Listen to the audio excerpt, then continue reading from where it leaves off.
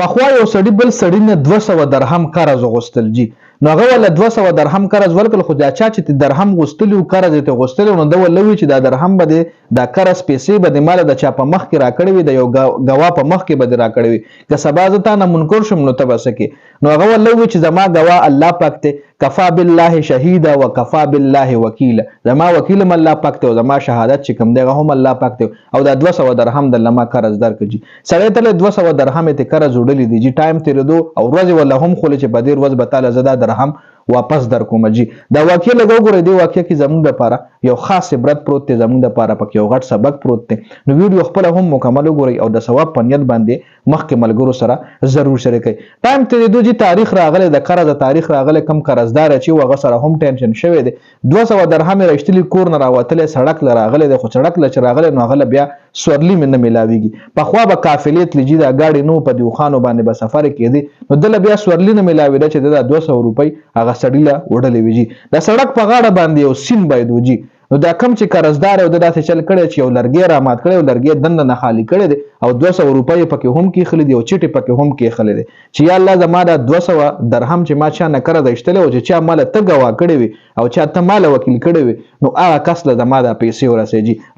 لرګي بند کړي او سین کې لرګي پرې خره الته چې چا قرض پیسې ورکړي هغه هم سړک لراوته هغه کور خزه لویلو چوزم نن به قرضداري پیسې راوړلې چې هغه نه پیسې والم سړک په غاړه غي انتظار کول خو سړی ونه رسېدو نغم د سین په غاړه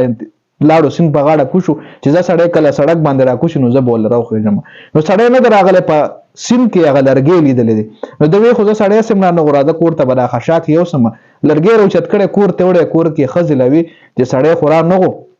او بعد لرګي را خشاک مې راوړو بس بیا چې سټیم د روټای ټایم راغله د خزي غلرګي مات کړي نو غینه 200 روپۍ هم راوتلې دي او هغه چټ ته هم راوتلې کم چټ پیچي هغه کم قرضداري پیچي چټ لیکلو نو هغه چې د پړاو کړه دي نو دل 200 روپۍ چې کم دي الله پاک ورسې الله پاک داسې هم کوي الله پاک دومره غیرتی بادشاہ دی نو داسې واقعي هم شوی دي دا پخوانی د هغه ساده خلکو واقعي دي چې کم خلک ساده وو هغه صرف او صرف په الله پاک باندې کیده او په الله پاک باندې باور ونن سبا تاسو ګورئ په قرآن باندې خلک لګیا وي که زمونه خوري په قرآن باندې قسم خوړلی او هغې نه منکر شي تاسو به کتلی مختلف کیسونه عدالت لذي قرضداري سره ولاړ یو ولا منکر شي تا نه دي راکړي ولا لوی ما درکړي تا واپس نه مطلب مختلف خبرې په داسې کې راځي او په خوا چې کم خلکو د سادهګان خلکو چې کوم له الله پاک ګوره بیخي پوهه راغی ونه ټیکنالوژي د هغې په زمانه کې ونه د هغې په دور کې هیڅ قسم ټیکنالوژي هیڅ قسم سهولت نه هغه دل کې سچې لوګ دی هغه د خلکو چې هغې چې کم